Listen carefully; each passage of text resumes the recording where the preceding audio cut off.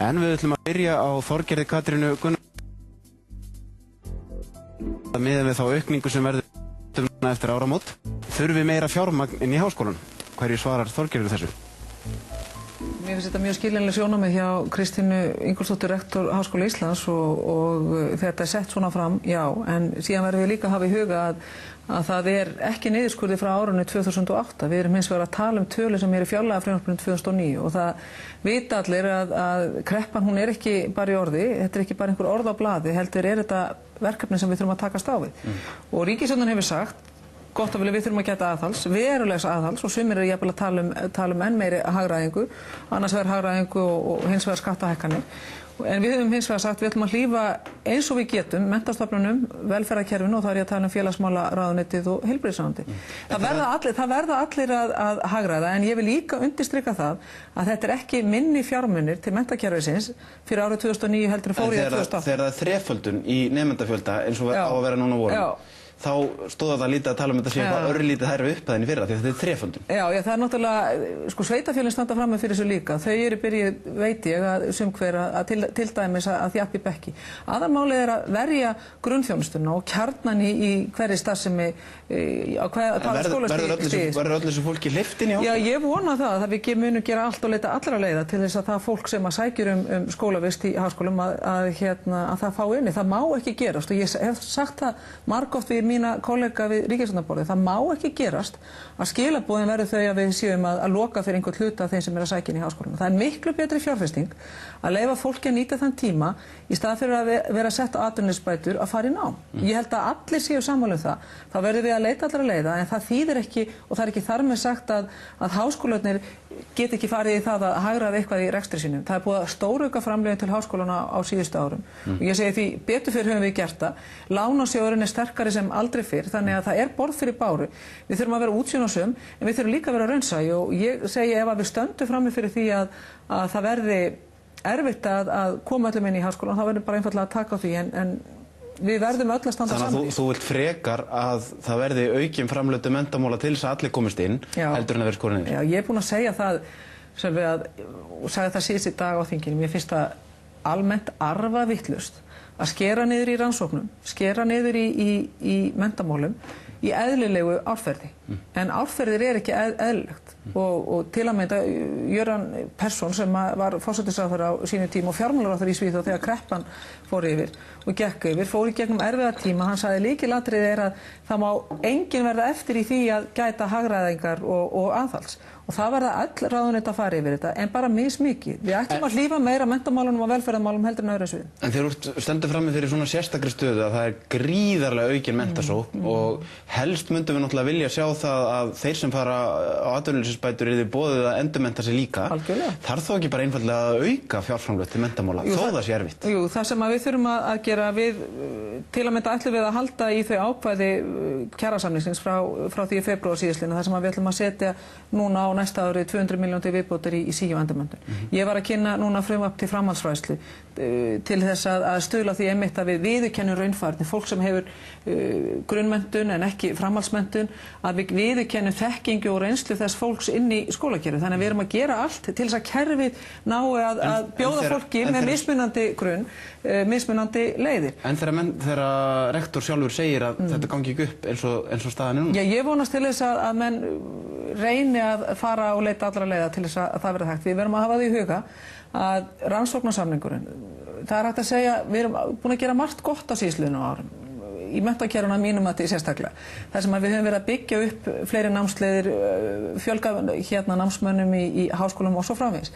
Við endurskoða rammalöggjöf háskóla, við erum komið nýlegum leikskóla, grunnskóla, framhaldsskóla, nýlegum kennaramenntun.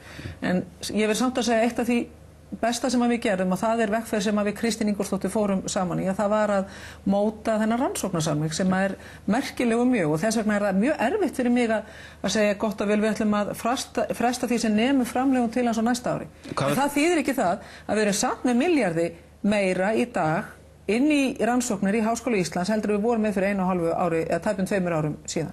Þannig að framlög til rannsókna hafa aukist gríðarlega.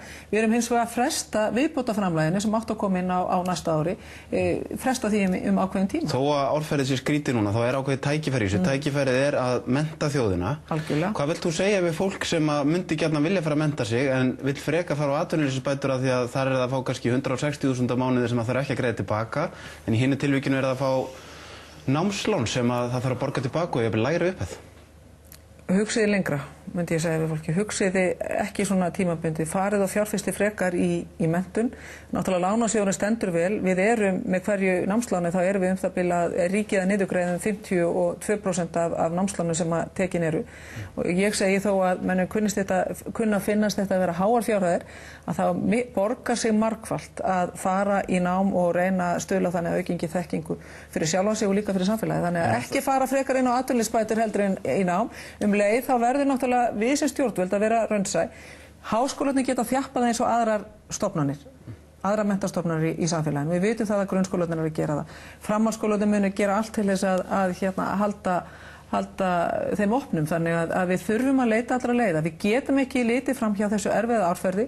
Við verðum að fara í gegnum þetta, en það verið að hlífa menntakerfinu meira umfram önnur sviði í samfélagi. Það klárt mála að lánasjóðurinn muni ráða við þessa fjölgun í háskólanum? Já, allavega á næsta ári. Það sem hefur gerst á síðustu árum að lánasjóðurinn mjög stöndugri heldur en hann hefur verið áður og við getum svolítið gengið á lánasjóði núna og því betur fyrr og við eigum að hafa borð fyrir báru til þess að sveigja hann að breyttum veruleika. Taka tillit til annarra aðstæðna hjá fólki sem alla jafna er að sækja í háskóla. Hækkun námslána, sleppa tekjutengingu námslána, er þetta ekki eitthvað sem þyrfti að gera? Allavega þurfum að huga tekjutengingunni og sem reyndar ekki mjög mikil. Við þurfum að athuga með samtímalánin. Sveigjanleiki fólks ekki mjög mikill í peningum? Nei, sveigjanleikin ekki mjög mikill og við þurfum að taka tillit til það sem þú ert örugglega að meina fólk sem hefur verið með verulega tekjur á þessu ári og að fara inn í skólakerfið að það verður þá tekið tillit til breyttra aðstæðna. Þetta hluti sem við þurfum að skoða, já. Þannig en hækkun námslána. Nú vitum við að það allt orðið miklu dýrar og námslán þetta eru lúsarkjör sem að námsmenn búa við. Já, þetta náttúrulega alltaf spurningu það einhvers staðar verða peningarnir að koma og það sem að þú ert að tala Þetta eru lán? Já, það ekki verið að gefa fólki hennar pening? Nei, en lánasjóðurinn það líka fjármagnar sig og hann fær þá fjármagnar frá ríkissjóði og ríkissjóði fær fjármagnar hvaðan, það fær það meðal annars frá almenningi og þetta alltaf þessi vog, hversu mikið viljum við hækka skatta, við erum að hækka skatta og hversu mikið eigum við að hagræða og beita niðurskurðarhnífnum. Álögurnar eru miklar á fólkinu í landinu nú þegar og ég tel að við eigum að gæta hófs í því að fara skattahækkunarleiðir meðan að álögurnar á heimilinu í landinu eru svona miklar. Einhvers staðar lendir þetta. Það einhver sem verður að borga brúsan á endan, menn megum ekki gleyma því. Mér langar að spyrja rétt á lokum ráðherraskipti möguleg áramótin, hafið þið í Sjálfstæðisflokknum rætt þetta? Nei, við höfum ekkert verið að ræða þetta og það sem gerist áramótin bara gerist þá. Ég held að það sé algjörlega óraunhæft að vera með einhverja vangaveltu núna. Ingibjörg Sólrún sagði við mig að þetta hefði verið rætt innan Samfylkingarinnar þannig að þið hefði ekki rætt þetta innan Sjálfstæðisflokksins. Nei, við höfum ekki verið að ræða þetta í þingflokknum. Nei, við höfum ekki verið að gera það þar. Og það sem við erum að gera núna fyrst og fremst að einbeita okkur að klára fjárlögin, klára þessi erfiðu mál sem við stöndum frammi fyrir en það ljóst að það verið að kalla breytingar á mörgum sviðum. Er þá ljóst að verið ekki skipt ráðherra hjá Nei, ég er að segja að það ljóst að það verið að kalla eftir breytingum á mörgum sviðum í ýmsum stofnunum í samfélaginu og líka ríkisstjórninni og við skulum sjá hvað setur. Það augljóst að lítur að þurfa að ræða svona hluti allavega í einhverja vikur áður en ákveðið og ef þið ekki rætt það er allavega ljóst að þetta verður rætt ef til þess kemur. Núna erum við hins vegar að einbeita okkur að því að klára þingið og vika í pólitík er langur tími. Takk fyrir.